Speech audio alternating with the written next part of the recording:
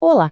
Hoje a gente vai entrar numa investigação de detetive, mas uma bem diferente. A nossa cena do crime? Uma única gotinha de medula óssea de um animal. E o nosso objetivo é aprender a ler as pistas que estão escondidas nessas células para, no fim, desvendar a história completa da saúde do paciente. Então, vamos mergulhar nisso? Então, olha só, é isso aqui. Essa é a nossa cena do crime, um aspirado de medula óssea. Pode parecer só uma bagunça de células roxas de rosas, né? Mas a verdade é que aqui dentro tem um universo de informações de diagnóstico. Cada pontinho, cada cor, cada formato é uma pista vital, só esperando para ser interpretada. E como todo bom detetive, a gente precisa de um plano, certo? Então, nosso roteiro de investigação vai ser esse. Primeiro, vamos avaliar a celularidade geral. Depois, identificar os grandões da história, os megacariócitos. Aí a gente checa a razão mieloide e eritroide e a pirâmide de maturação. Vamos também procurar outras pistas importantes e, por fim, ir direto na raiz do problema, investigando as células-tronco. Vamos começar. Beleza. Primeiro passo, olhar a cena do crime de longe, para ter uma visão do todo. E na medula óssea isso quer dizer o quê? Basicamente, é ver se ela está cheia de células ou se ela está mais para vazia. Olha que diferença gritante aqui. De um lado, à esquerda, uma medula cheia de vida, sabe? Repleta de células trabalhando, produzindo sangue. Do outro lado, à direita, uma medula bem mais vazia, onde a gordura está dominando o espaço. O normal, no animal adulto saudável, é ter um equilíbrio, mais ou menos meio a meio, metade célula, metade gordura. Só de bater o olho nisso, a gente já tem uma ideia se a fábrica de sangue está a todo vapor ou se está com a produção bem baixa.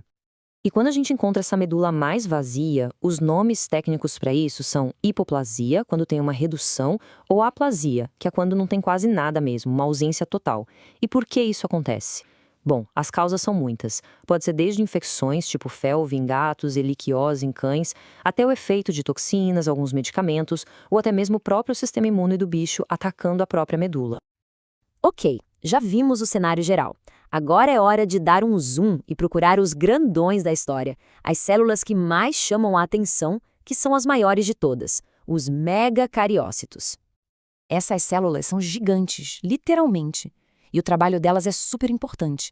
Elas são as fábricas de plaquetas, aquelas que ajudam na coagulação do sangue. Por isso, não adianta só olhar para elas aqui na medula. A gente tem que comparar com o que está acontecendo lá no sangue. Pensa comigo. Se as plaquetas no sangue estão baixas, o que a gente espera ver aqui na medula? Uma produção acelerada, certo? Muita atividade, uma hiperplasia.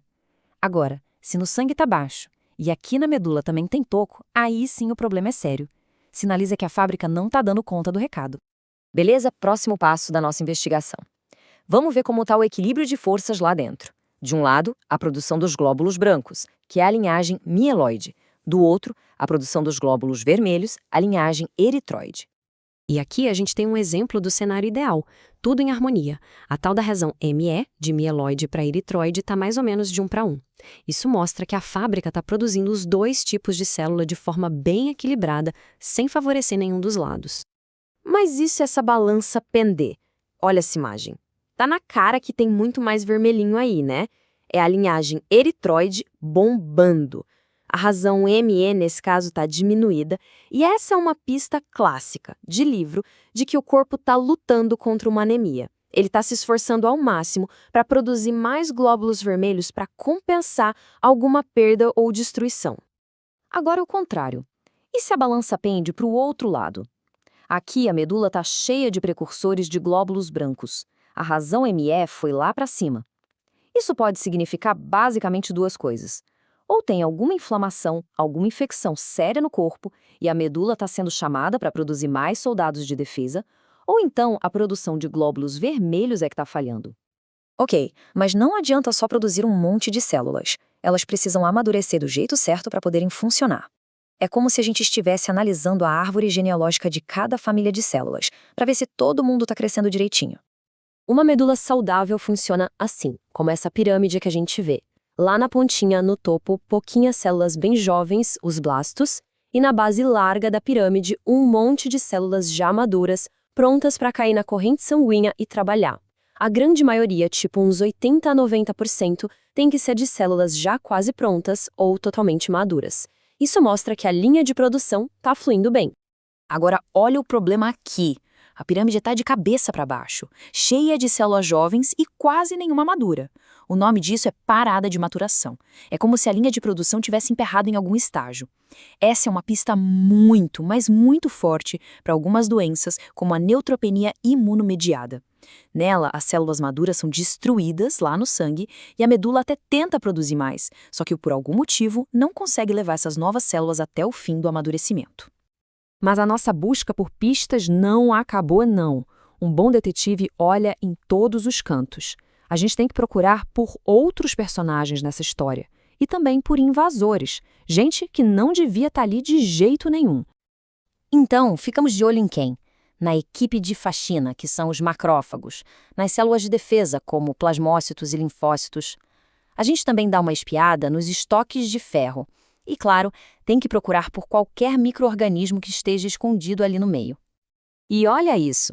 Isso aqui é um flagrante, literalmente. As setas estão mostrando os macrófagos, a tal equipe de limpeza, fazendo o que eles sabem fazer, fagocitando. Nesse caso, eles estão comendo glóbulos vermelhos. Ver essa cena se repetindo muito na lâmina é um sinal claríssimo de que o sistema imune está atacando o próprio corpo. E falando em invasores, às vezes a medula óssea vira um esconderijo perfeito para alguns vilões microscópicos. Vamos ver agora uma pequena galeria dos procurados que a gente pode achar por lá. Olha só, dentro desses macrófagos, está vendo essas bolinhas? Isso é Histoplasma capsulatum. É um fungo que pode causar uma doença sistêmica bem séria. E a aparência dele assim, dentro da célula, é inconfundível. Agora, a forma é outra. Procure por umas estruturas que parecem uma vírgula, uma meia-lua. Esses são estaquizoítos do Toxoplasma gondii, aquele da toxoplasmose. Achar eles na medula é bater o martelo. É uma infecção ativa. E por último, nesse trio, olhem esses organismos ovais também dentro das células. Reparem que cada um tem um pontinho escuro, que é o cinetoplasto. Essa é a assinatura digital da leishmania, o parasita que causa a leishmaniose visceral, uma doença super importante.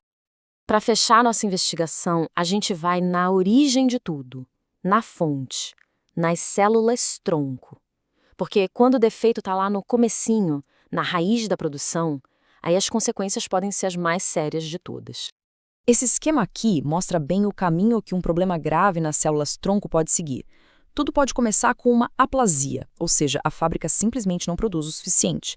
Daí, pode evoluir para uma mielodisplasia, que é quando a fábrica até produz, mas as células saem com defeito, não funcionam direito. E o estágio final pode ser uma doença mieloproliferativa, ou seja, um câncer, onde a produção fica totalmente descontrolada. Entender essa sequência é crucial para saber o que esperar do caso.